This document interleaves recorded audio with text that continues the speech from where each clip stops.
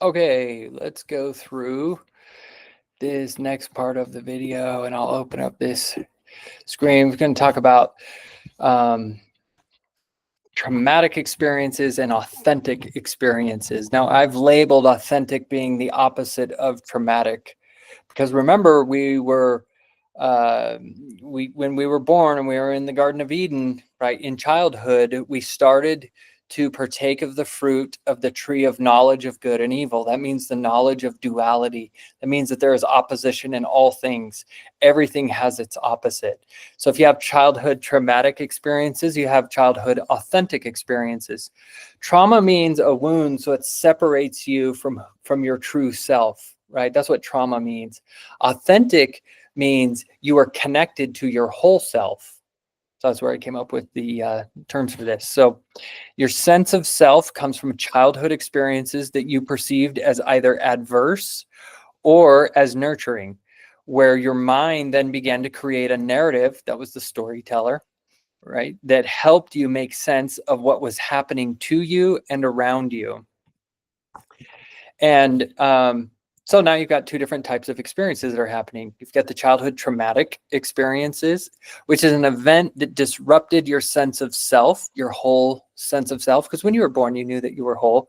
Oprah and Dr. Bruce Perry wrote a book called "What Happened to Me." Is that the name of the book? I'll put it in the link. What happened to you? I think it might be the title of it. What happened to you? Anyways, in the beginning of the book, they talk about how when we're children, when we're infants, like we don't think we're broken. We don't have fear of the world. Everything is in its authentic, true state of safety and presence and trust. And then these adverse, difficult experiences show up, and that starts to create the magical thinking, like we talked about in the other videos. So this fractures a relationship with yourself and a perception, creating a perception of inadequacy. And then it leaves you feeling, experiencing these perceptions of abandonment, abuse, or misuse. Abuse is like abnormally used, right? And there's a whole spectrum of how to be abnormally used, but whenever I say abuse, I'm just talking about abnormally used, betrayed, rejected, despised. Well, you also have the same is true on the other side of the coin. You have these childhood authentic experiences, which are events that nurtured your sense of self and to a more complete relationship with yourself, and then knowing you were absolutely enough, and then that left you feeling like you had belonging and nurturing and loyalty and accepted, and that you were cherished. And so you have these two types of experiences. Now, the more that you can be in the magical Eden of childhood and have these authentic experiences, which essentially we know can only happen in hunter-gatherer type societies because the shared responsibilities are spread out with all of the adults, and therefore no adult is too overwhelmed and no child's needs are too much. That environment produces and provides the environment for more childhood authentic experiences. So even when the traumatic experience shows up, this is really, really interesting. The child doesn't get trauma, nor does the adult. We don't get trauma from the event that occurred. We get trauma after the event because there was no one to be able to go talk to and be able to help us return to our wholeness or return to our true self. So trauma is not the event that occurred. Trauma is what is left inside after the event in the absence of an empathetic witness or someone who is able to help you, remind you, and model to you, and be that safe presence and that trust. So trauma is actually totally avoidable. Traumatic experiences, not so much. That's just a part of the human journey, is we're going to have these traumatic experiences, but it doesn't mean that it has to shift our sense of self. That is all environment based. That is all community based, and it has to have adults where they're not overwhelmed with paying the bills and like two people running an entire community. That's like essentially the attempt at what a family is too overwhelming and too burdensome for the two adults. And therefore it leaves a bunch of openings for the traumatic experiences to turn into trauma. That's essentially what's happening there. So it's a little practice, a little journal activity. You can take these I am statements, they're powerful declarations about yourself. And these are these internal affirmations that we repeat to ourselves. And often we don't even know, we're not even aware that we're repeating it. So we might be talking to a friend and we might be like, oh my gosh, I am so stupid. There's a limiting statement right there. And then we'll say, oh no, but I was just joking when I said that, or I don't really believe that I'm stupid. Well, words matter. And the subconscious, whenever you have these Freudian slips, these are actually little windows into your true subconscious beliefs. Now, it doesn't mean that they're accurate. It doesn't mean that they're capital T true. It just means that you believe them. They're part of that survival adaptation that came, and they come slipping out. So paying attention to these Freudian slips gives you insight into what the subconscious actually believes.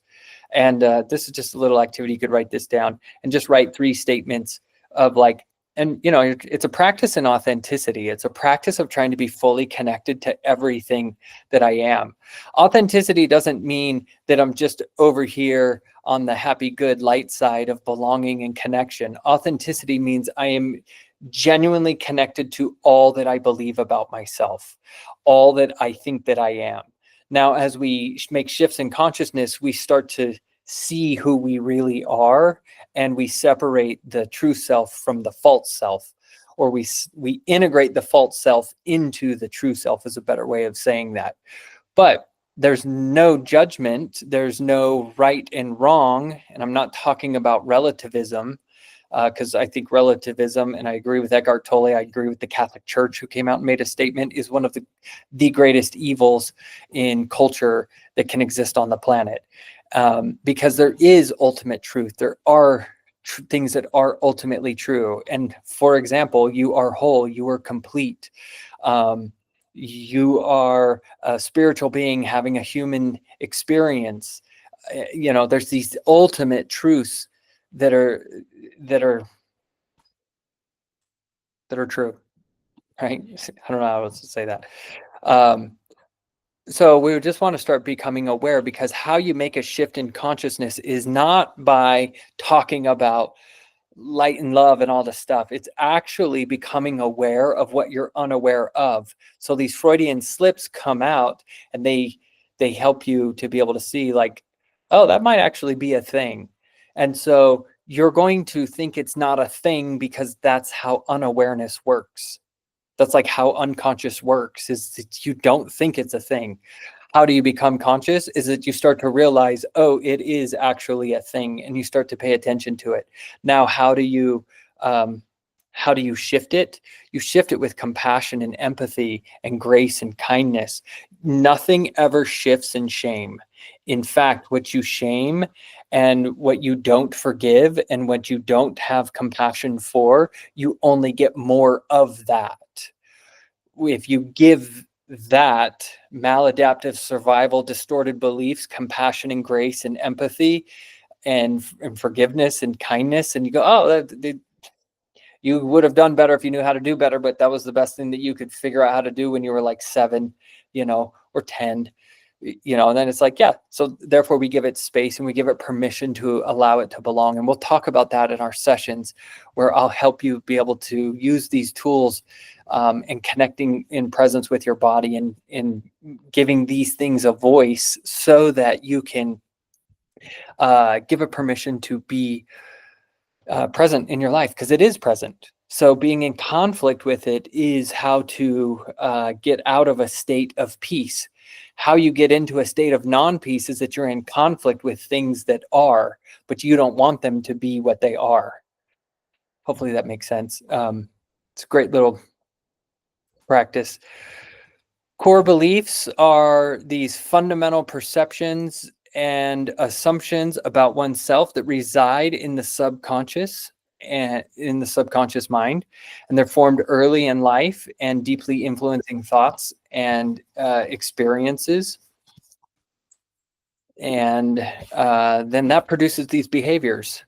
So the things that we identify with are coming from these core beliefs, and then we're trying to protect them. So as Andrew Huberman says, identity leads and behavior follows. So we have to be able to, we can reverse engineer, we can look at the behavior and then be able to identify the perception, and then be able to identify or become aware of the core belief that's there. Now you have two different types of core beliefs. You've got core wounded beliefs. That's a negative and limited core beliefs that were developed from trauma, that came from the adverse experiences, that fostered insecurity and a fragile sense of self. And it usually leaves you feeling like a sense of hollowness. Whereas core empowered beliefs are positive and affirming beliefs of your sense of self, and they derived from a supportive and nurturing experiences that were fostering confidence, anti-fragility, and a sense of wholeness. And yeah, I hope this one helps. Leave any comments in the comments section to know if there's any more videos or any more context that I need to provide. And then also make sure you check the resources of the PDFs and the articles and the podcasts to be able to help contextualize this even more. And we will see you all soon.